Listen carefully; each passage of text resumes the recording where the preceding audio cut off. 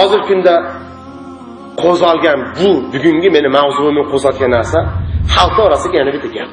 Ha, emish kim qurbonlik qilgan odam qiyomat kuni qurbonlik o'sha qo'chqar uni shafoat qilarmish. Bor xalq ishda bor gap. Emish kim qiyomat kuni qurbonlik qilgan odam qo'chqarni minib turib soat ko'prigidan o'tib ketarmish.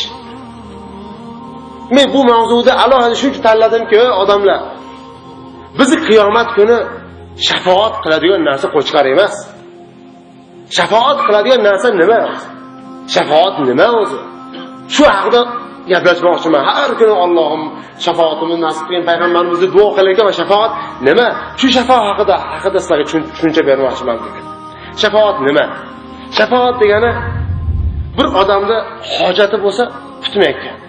Shu o'rtaga tushib turib, aka, shu hojatini qilib yurib ketib qolsa deb turishlik shafoat. Yoki bitta odam xato ish qildi.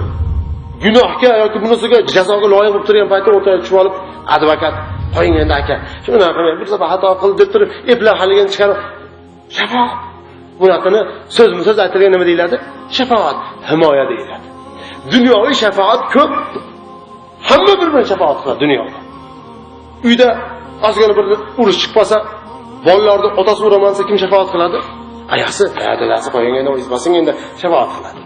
Yoki kelin xato qilsa, uydagilar deb qo'ysa, kuyovlar hod deb tursa kim? Onasi qaynar shafoat qiladi. Ey bolam, qo'y o'zing basqin. Shafoat. Dunyoviy shafoat turli-tuman bo'ladi. Odam odamga shafoat o'tar ekan, yo odam emas. Odamda atti bashirsa shafoati o'tib qolar ekan. Surat o'tib qolar ekan. Bir bola qaysi joyga borib qiz topib onasi ko'rsatib, onajon shu qizni menga xotin qilib bering desa, onasi ya bo'lmaydi bu deb turib rad qilaverar ekan. Rad qilaverar ekan bechara. Bu bola qiynalib ketibdi. Og'ir o'rtog'i aytdi, o'rtoq, mana bu qiynalib qoldim. Onamga qaysi qizni ko'rsatsam, hammasini nima qilyapti? Rad qilyapti. O'rtaga shafoati kimni qo'ysam ekan debdi. Hammani qo'yaymi desa, yo, amma u otang tomon bo'ladi debdi. Xolani qo'y desa, xolangga otang o'namaydi. Nima qilaysiz o'ylanib qara? Ha deb. Ayinga o'xshagan top debdi. Ayinga o'xshagan topsang, endi ayin rozi bo'ladi, shu turmushing ketaveradi. Bola habobdi deb oylab qidirib olib, ayasiga o'xshaydi deb shunaqa juvon qiz topdiki, endi ayasiga kopiya o'xshash. Haligini topib, onasini olib kelsa, onasi rozi bo'ldi. Ha, men xursandman, kelin chaqqon, chiroyli, o'zimga o'xshagan ekan deb rozi bo'ldi. Ama to'y bo'lmasmi ishda.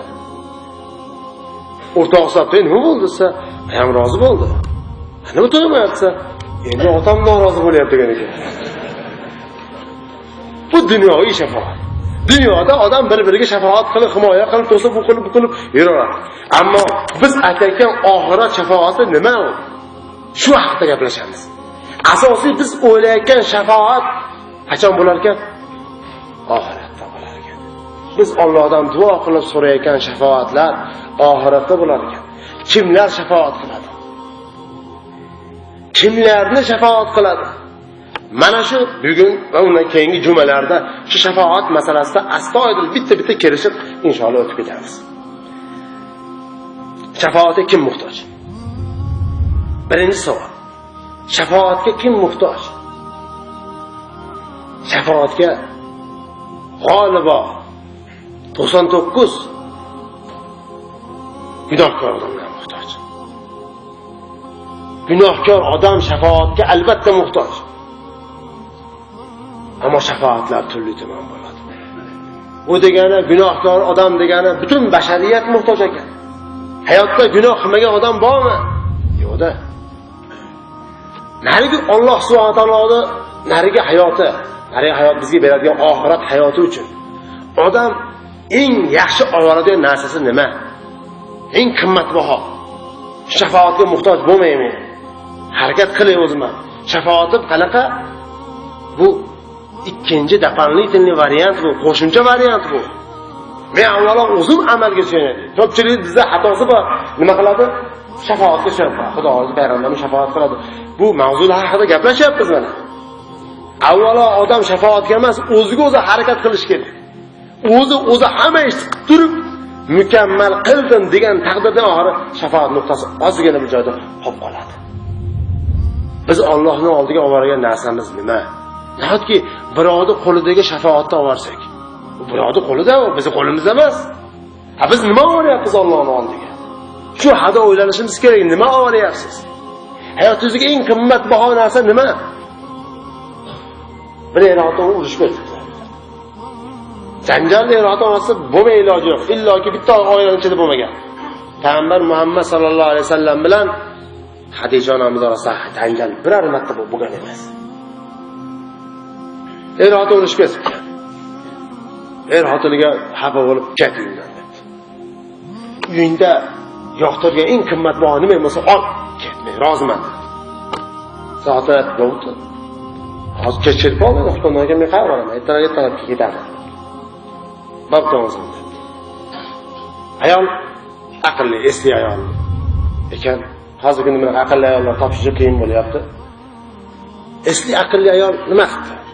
Darrov uyga kirib, darrov yengil ovqat pishirgan bo'lib, dasturxonga chaqirib chiqmabdi. Lekin dasturxonni ustiga olib kelib, uyga, choyni ichib qo'ying. Biz aqldan olaylik, mayli, oxirgi ovqat berishim bo'lsin, deb chiqib nariga yo'q.